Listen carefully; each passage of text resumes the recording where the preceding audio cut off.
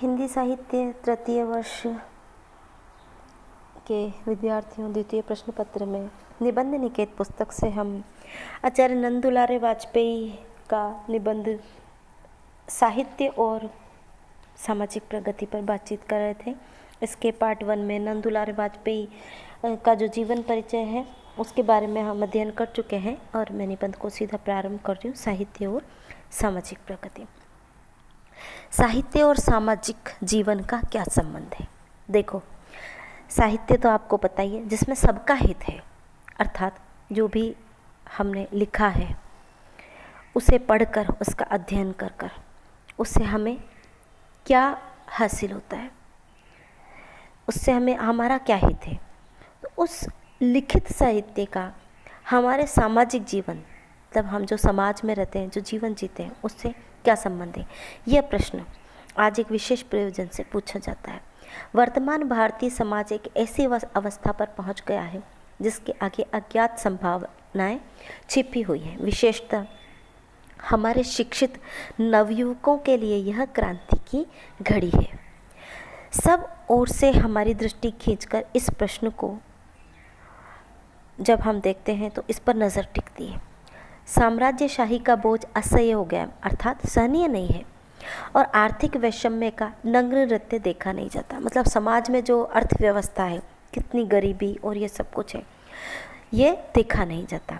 इसी आवेग में हम बार बार पूछते हैं, अर्थात ये जो मन में उमड़ती घुमड़ती है बातें, तो हम ऐसा पूछते हैं, अपने मन से स्वयं पूछते हैं कि साहित्य और समाज का क्या संबंध है। इस निबंध को कौन लिख रहे हैं? आचार्य नंद दुलारे वाजपेयी। सुप्रसिद्ध अर्थशास्त्री मार्क्स ने हमारी स्थिति को और भी स्पष्ट कर दिया है। उसने हमारे लिए सोचने को कुछ रखा ही नहीं है। मार्क्स ने अर्थ योजना को लेकर जो सिद्धांत उद्घाटित किया, उसका अलग अलग क्षेत्रों में अनेक मुखी प्रसार हुआ। साहित्य क्षेत्र भी आज मार्क्सवादी विचारों से पूर्णतः प्रभावित है।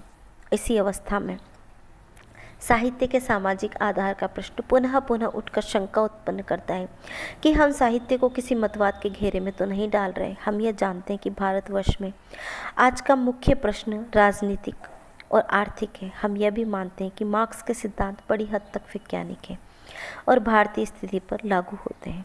हम यहाँ तक मानने को तैयार हैं कि आज के साहित्य का प्रधान कर्तव्य मार्क्स के सुझाए हुए वर्ग संघर्ष में अपने पक्ष का ज्ञान और निर्णय कर लेना है। किंतु यह सब होते हुए भी हम नहीं मान सकते कि साहित्य की अपनी स्वतंत्र सत्ता नहीं है। वह किसी सामाजिक मत विशेष का अनुचर मात्र है।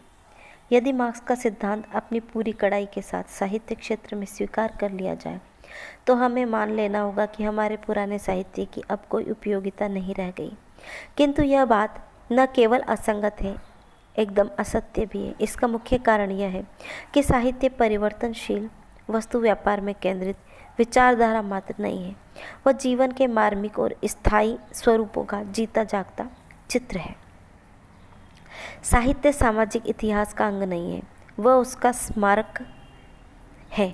साहित्य और इतिहास के बदल जाने पर भी स्मारक नहीं बदला करता। फिर साहित्य समाज की श्रेष्ठतम संस्कृति का द्योतक है, मानवता की स्थायी निधि है। इन सबके अतिरिक्त वह एक स्वतंत्र कला वस्तु है, वाणी और मानव भावना का साकार वैभव है। यह ठीक है कि कवि भी एक सामाजिक प्राणी है, इतिहास की इकाई है। वह भी समय और उसकी सामूहिक प्रेरणा द्वारा संचालित होता है। कवि के व्यक्तिगत और सामाजिक जीवन के संस्कार उसके काव्य पर भी पड़ते हैं, किंतु कविता उन संस्कारों का संग्रह मात्र नहीं है।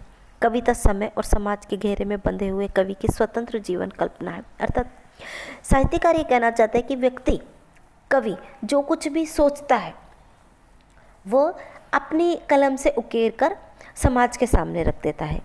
तो समाज से साहित्य का संबंध सीधे सीधे हो जाता है ना। वह उसकी असाधारण अनुभूति है, साधारण जीवन वस्तु से उसकी तुलना नहीं की जा सकती।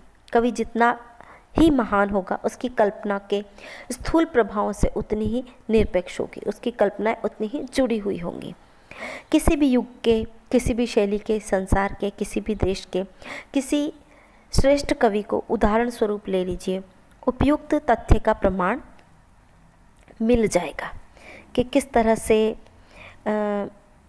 एक कवि सोचता है और उसको, अपनी सोच को दुनिया के सामने ले आते हैं।